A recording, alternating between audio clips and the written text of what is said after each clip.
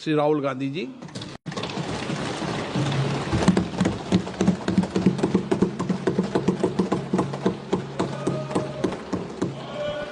Thank you, Speaker Sir, for allowing me to speak on the President's address.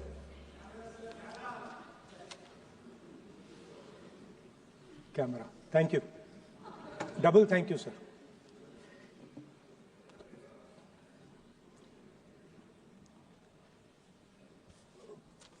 I heard the President's address. I sat there with Kharge ji and I listened to it. And I must say, I struggled through the President's address to maintain my attention on what was being said, because I had heard pretty much the same President's address the last time and the time before that and the time before that. And it was the same laundry list of things that the government has done. We have done this, we have done this, we have done this, 50 or 100 things that the government has done. And so while I was sitting there, I was thinking, okay, I am being critical about what is being said. And I am saying that this is not the type of President's address that should be delivered. Well, the question came to my mind, what type of address would an India Gathbandhan government deliver? How would that address be different than the address we heard? Because it's no point me saying that it is a laundry list and then not providing an alternative idea. And so today I would like to lay out some dimensions of what an alternative address would look like, what the India Gathbandhan would probably focus on, and where we would lay emphasis. The future of this country is going to be decided by the young men and women of this country, the youth of this country. So I think anything we say has to be addressed to them, has to be spoken to them. The first thing in front of us, and this is something I'm sure the Prime Minister would accept and pretty much everybody in this room will accept, is that even though we have grown fast, we are growing slightly slower now, but we are still growing. A universal problem that we have faced is that we have not been able to tackle the problem of unemployment.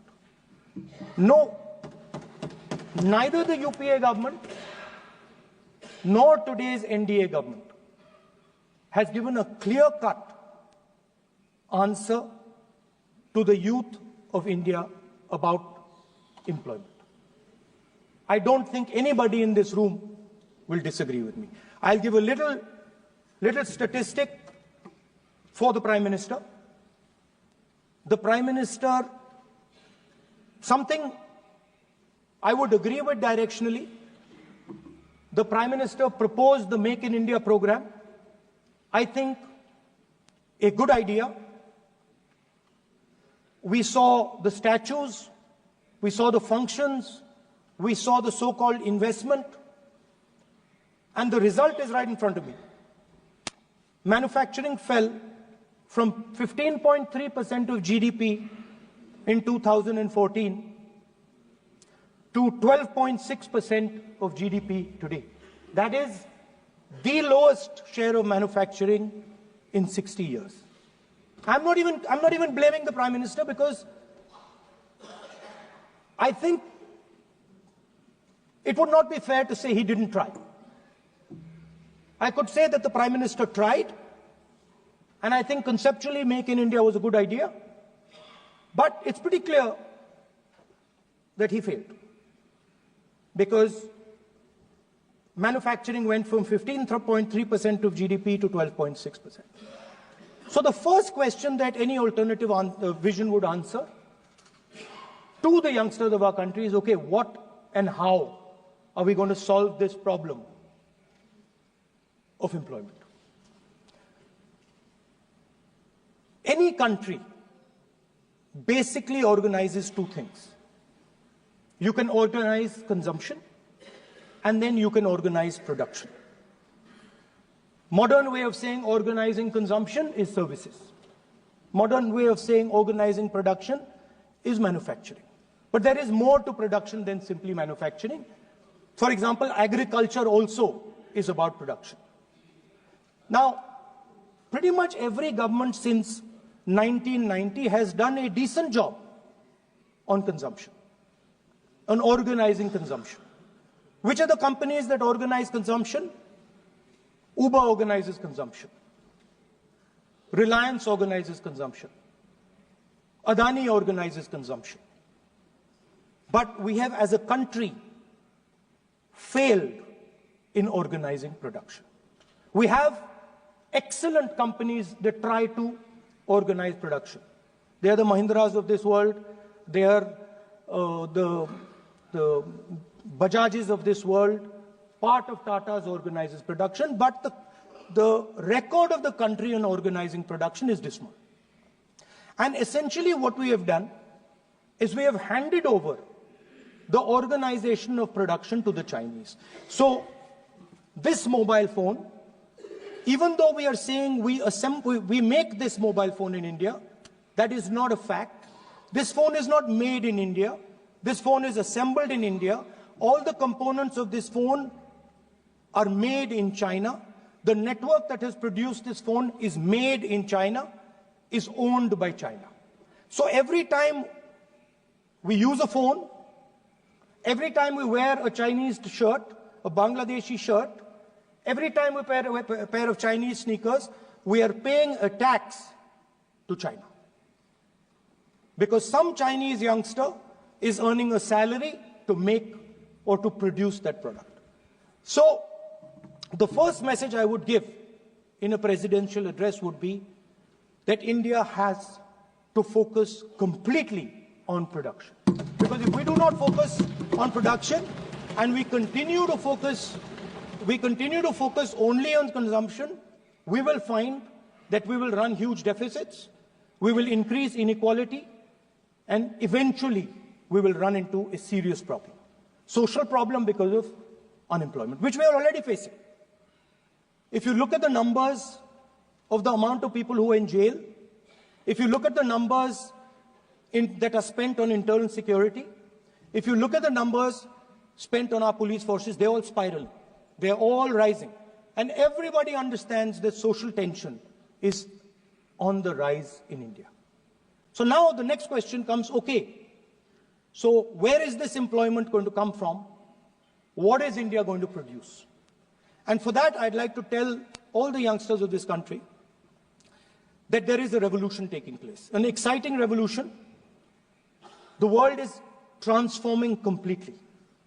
And the change that is taking place, at the heart of the change that is taking place, we are moving from the world of the internal combustion engine to the world of the electric motor. We are moving from petrol to batteries.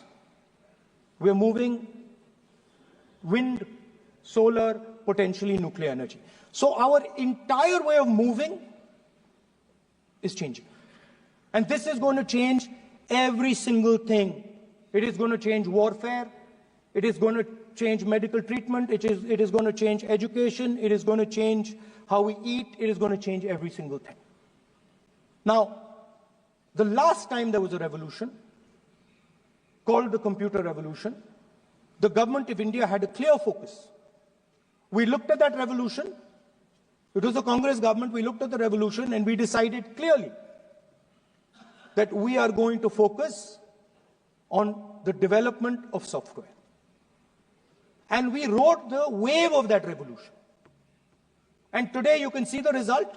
I remember people laughing I remember people laughing when the computer was being talked about. You mentioned Mr. Vajpayee. I respect Mr. Vajpayee, but Mr. Vajpayee gave a speech saying that computers are of no consequence to India. So, what is important when there is a revolution? What is important is that you understand what are the drivers of that revolution and where exactly do you need to focus, where exactly do you need to sit in that revolution. I said that this revolution is going to change everything.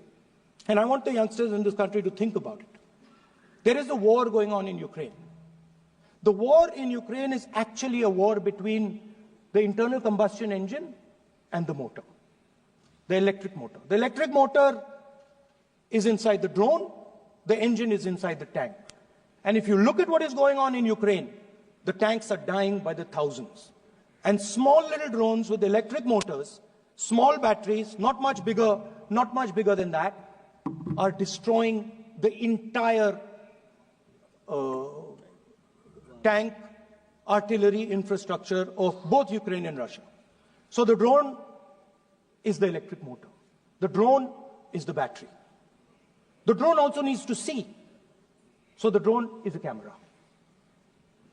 In the same way, electric cars, the electric car is a motor. The electric car is batteries. The electric car is cameras. Robots are exactly the same thing. Robots are electric motors, multiple electric motors with cameras, with batteries. And this is what the revolution is going to look like. So there are basically 4 technologies that are driving this entire change in mobility. Electric motors, batteries, optics, and then on top of that, you can apply AI. Now people, I want to tell the youngsters of this country, people talk about AI.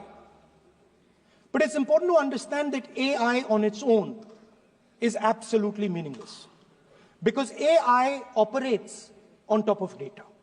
Without data, AI means nothing.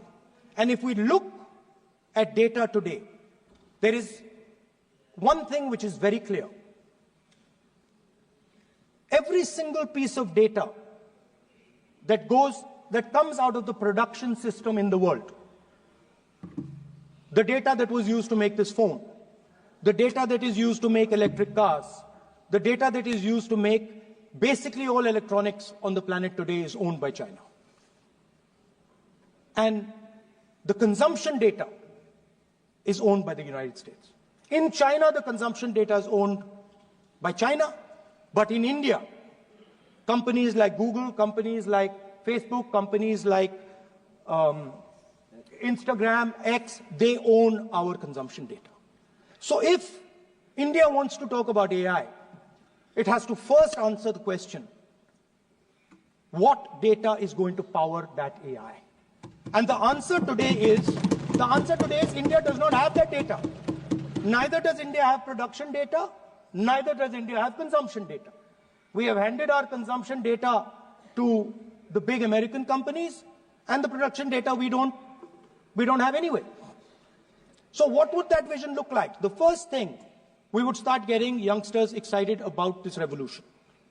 We would start to introduce the idea of a completely new way of moving, a complete revolution in how things move. We would start teaching our children in schools about batteries, about electric motors, about how these things combine, about how drones, robots, electric cars are structured, how they will work together. And most important, we have to start building a production network so that we can get access to production data. Now, what would we focus on? We would not give you a laundry list. China has at least a 10-year lead on India in this space. China has been working on batteries, robots, motors, optics for the last 10 years, and we are behind. So what would our president's address say to the youngsters? We will choose critical areas in each one of these technologies, and we will start to build capabilities in those areas. The second thing we would do, we would ensure that our banking system is not captured by 2 or 3 companies that basically do not allow you to build a production system.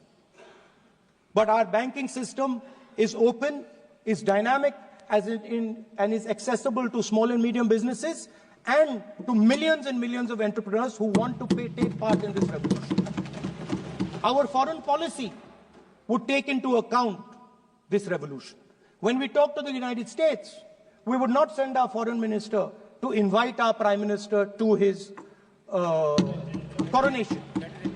We would not send him 3 or 4 times, please invite our prime minister. Because if we had a production system and if we were working on these technologies, the American president would come here and invite the prime minister. So it is important to understand where a...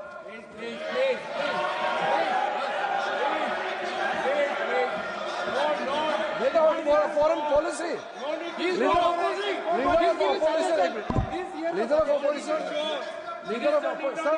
Leader of opposition cannot make such serious unsubstantiated statement. This is related to the relation between 2 countries, and he is making an unverified statement about invitation of the Prime Minister of our country. Is matter of our dignity. How can you make such kind of statement? He is leader of opposition, sir. He should be responsible in making such statement.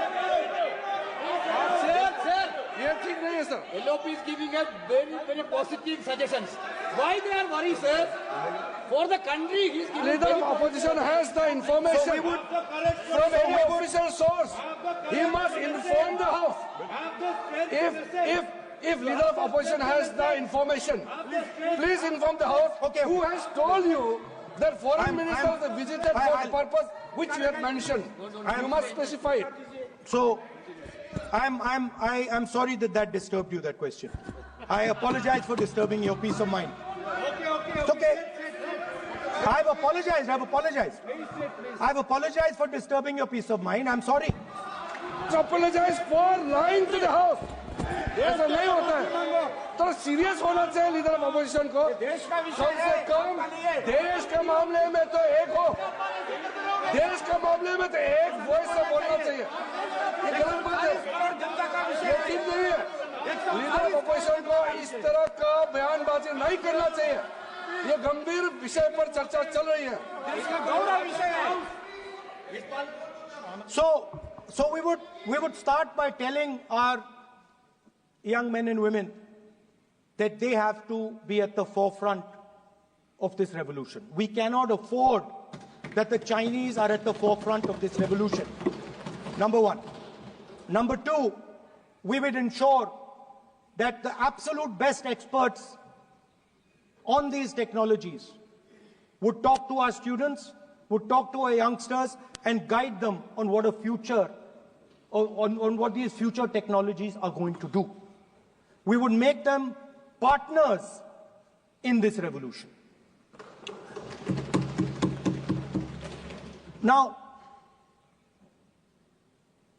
we talk about defense. And today, we have the Chinese. And the Prime Minister has denied it. And the army has contradicted the Prime Minister. It's true. The Prime Minister has denied it.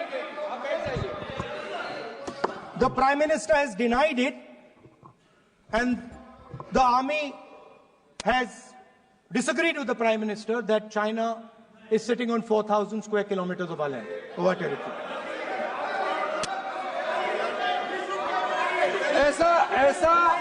ऐसा इस सदन में अब मन चाहे बात नहीं बोल सकते हैं. ये बिल्कुल ठीक नहीं है sir.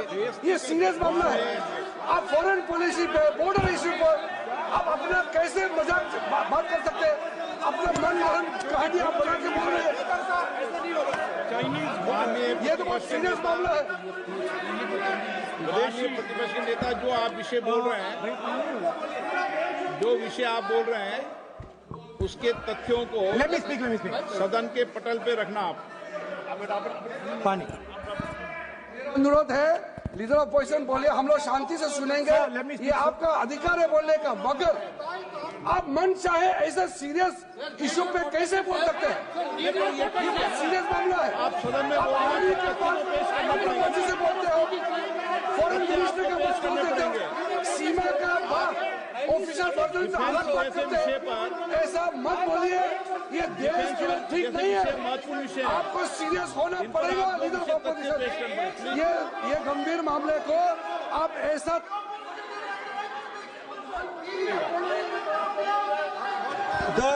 The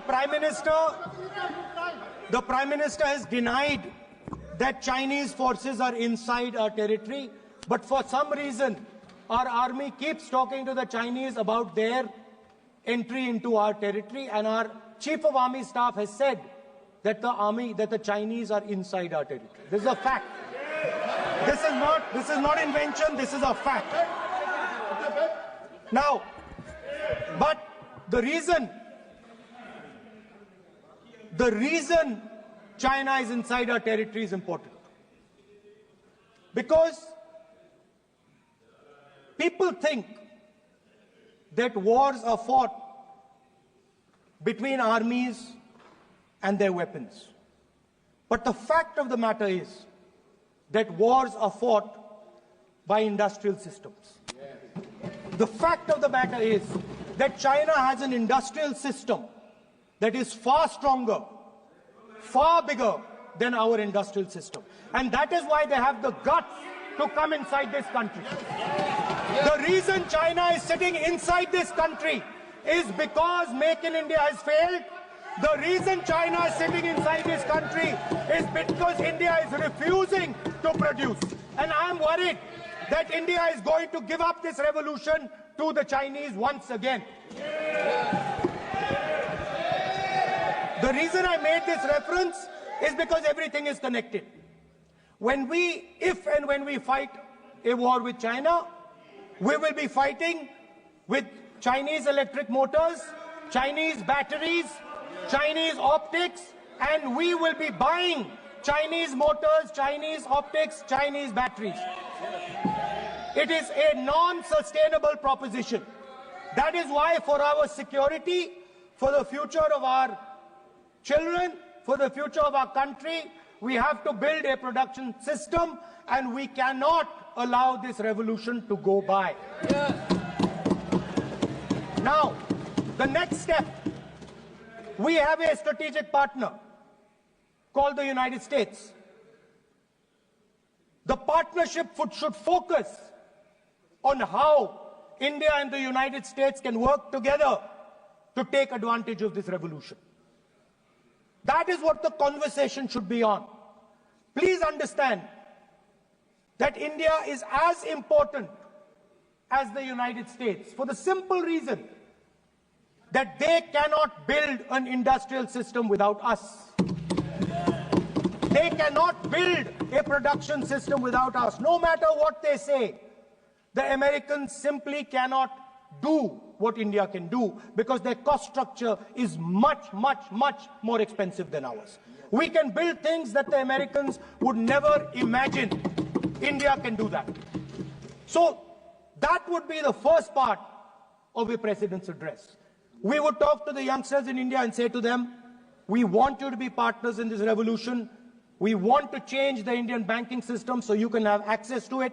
And we believe in you, we trust in you, and we believe you can take on the Chinese. That's the first part. The second part would be about participation. We have done a caste census in Telangana. And what we have found is shocking. Almost 90% of Telangana is either Dalit, Adivasi, backward, or minority. Almost 90%. And I am convinced that that is the story across the country. I am absolutely convinced that the OBC population of this country is not one less than 50%, possibly 55%. 16% are Dalits. 9% are Adivasis. 15% are minorities. Last budget, there was a photograph. You remember the photograph? Of course. वो मक्खन बांटने वाली, हलवा बांटने वाली photo. मैं हैरान हो गया कि इस बार फोटो ही हटा दी. हलवा खिलाया मगर दिखाया नहीं किसको खिला रहे. Please. So at the center of any new development paradigm for this country, which runs parallel with the production paradigm I spoke of, which works together with the production paradigm I spoke of, is the participation of lower castes, OBCs, Dalits, Adivasis in the wealth of this country. If we look at the largest corporates in this country, they're all owned. None of them are owned by OBCs. None of them are owned by Dalits. None of them are owned by tribals. If we look at the biggest media companies that support the Prime Minister, every day we see the Prime Minister's pleasant face, smiling face on these media. None of them are owned by OBCs. None of them are owned by Dalits. None of them are owned by Adivasis. This is the fact. So central to any new development paradigm is the architecture of a new paradigm. And that architecture of the new paradigm can only be built once the caste census is placed on this table. Because once the caste census is placed on the table, we will know exactly how much of this country's wealth, how much of this country's power, how many of this country's institutions are owned by 90% of this country. There are OBC MPs in the BJP. There are OBC MPs in the BJP. There are Dalit MPs in the BJP. There are Adivasi MPs in the BJP. Remember, you are OBCs, you have 50% of the population, and you have absolutely no power. I know that you're sitting there and you cannot even open your mouth. That is the truth of the country. प्रधानमंत्री का चेहरा आपको दिखाई नहीं देता है. जाति जनगणना, प्रधानमंत्री का चेहरा आपको दिखाई नहीं देता है. Architecture, participation, revolution in this country that we are going to bring. ये अंधेरा हो गया है. पार्लियामेंट में ये कुछ दिखता नहीं है. सोनिया गांधी, प्रियंका, ये लीडर ऑपोजिशन को कुछ दिखाई नहीं देता है. ओबीसी बात करते हैं. So the idea is, Speaker sir, the idea.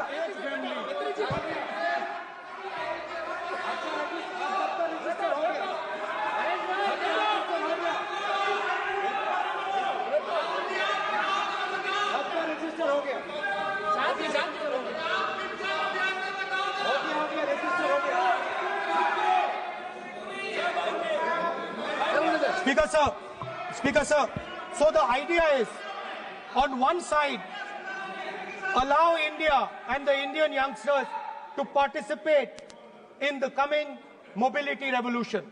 Allow them to participate in building robots, in building drones, in building electronic items, in building EVs. And on the other side, running parallel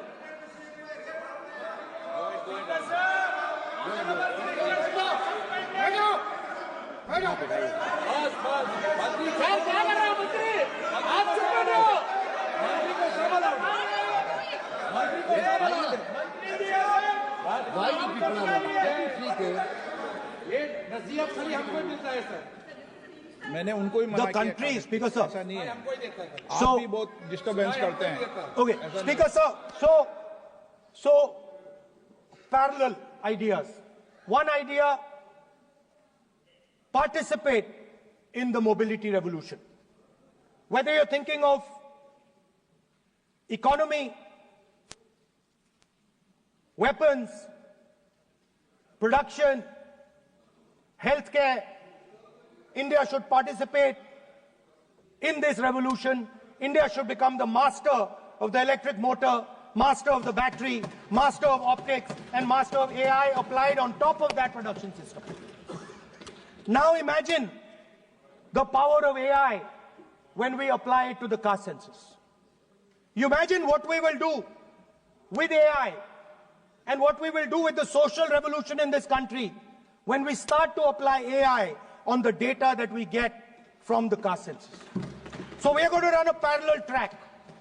On one side, participation, revolutionizing the participation of Dalits, OBCs, Adivasis in the ruling of this country, in the institutions of this country, in distribution of wealth of this country.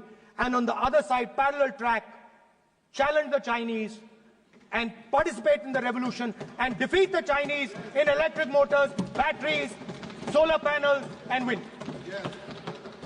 So that is the first two parts of any presidential election address that any India Gathbandhan leader would give you. The final, of course, we go back to the Constitution. This, our favorite, just like the production system is a weapon, just like Jati Jangarna is a weapon of transformation, this is what the entire architecture is built on. I remember before the elections, all of you were saying 400 par, and you were saying you would change this. And then I was glad to see that the Prime Minister walked in and then was forced to bow his head in front of the Constitution. It was a moment of pride for all Congress people that we had explained to the Prime Minister and to the whole country that no force will dare touch this. I know that the RSS has never accepted this. Mohan Bhagwatji has said that India didn't get independence in 1947. He has said that this constitution is meaningless. I know that that is at your heart. We will never let your dream come true. This constitution is going to rule India always. Now, एक minute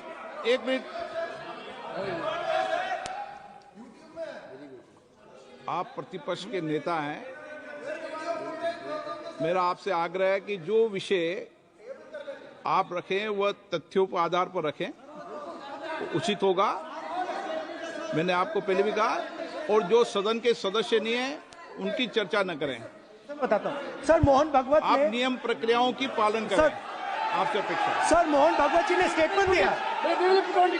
Mohan Bhagwat का statement Sir, one second. We will authenticate. Speaker, sir. We will authenticate. Speaker, sir, Mohan Bhagwat ji made a statement saying that India did not receive independence in 1947. It received independence when the Ram Mandir was inaugurated. We will place that on the table. Now, sir, I would like to mention one small thing, but very important thing. Speaker, sir, this constitution is supported by this constitution is supported by the vote of our people. Without the secure vote of the Indian people, this constitution means nothing. Now I want to bring to the notice of this House some data, some information about the Maharashtra election. Very simple stuff. Speaker, sir, between the Lok Sabha election, which the India Alliance won, and the Vidhan Sabha election, the voting population of Himachal Pradesh was added to the voting roll of Maharashtra. Meaning the entire population of Himachal Pradesh was added to the voter rolls of Maharashtra. Please understand what I am saying. In Lok Sabha, the difference between Lok Sabha and Vidhan Sabha was the population of Himachal. The entire population. Almost 70 lakh new voters suddenly arrived between Lok Sabha and Vidhan Sabha. Now, the most interesting part, and the Prime Minister is not looking at me. The most interesting part,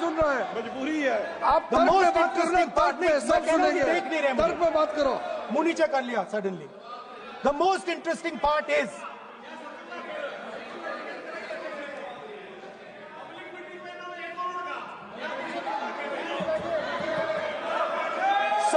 Sir, Maharashtra में more voters were added in 5 months in Maharashtra than were added in 5 years in Maharashtra.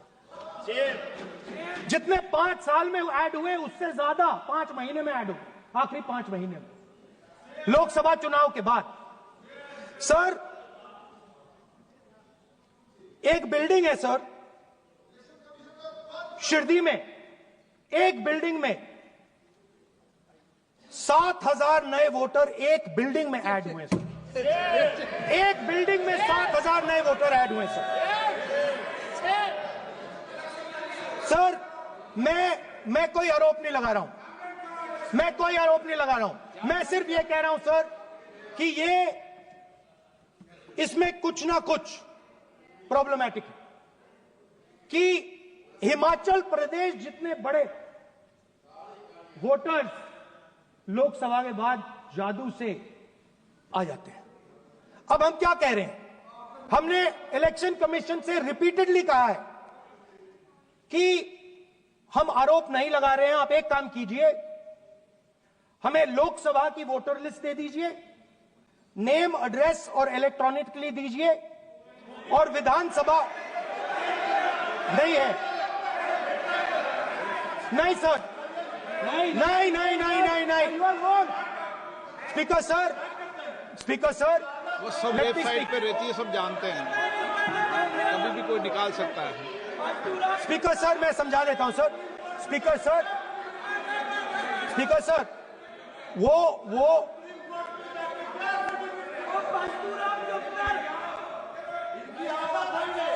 Speaker sir, we have asked, speaker sir,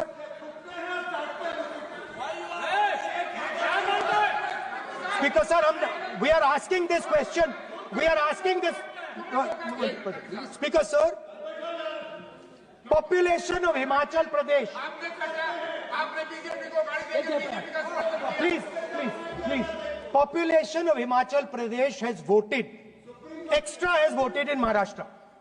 We are saying to the Election Commission, please give us the names and addresses and polling booths of all the workers in the Lok Sabha and all the workers in the Vidhan Sabha, so we can calculate who these new workers are, who these new voters are. Interestingly, the new voters are mostly in the constituencies that the BJP has swept. Please understand, the new voters have been added mostly in the constituencies where BJP has swept. I am still not making an allegation. I am saying on the floor of the House that the Election Commission has to give the data of the Maharashtra elections to the Congress Party, to the Shiv Sena and to the NCP, so that we can see exactly where these voters have been added, who has been subtracted, who has been added, where they have been added. This is not an irresponsible request. This is a very simple request for them to fulfill.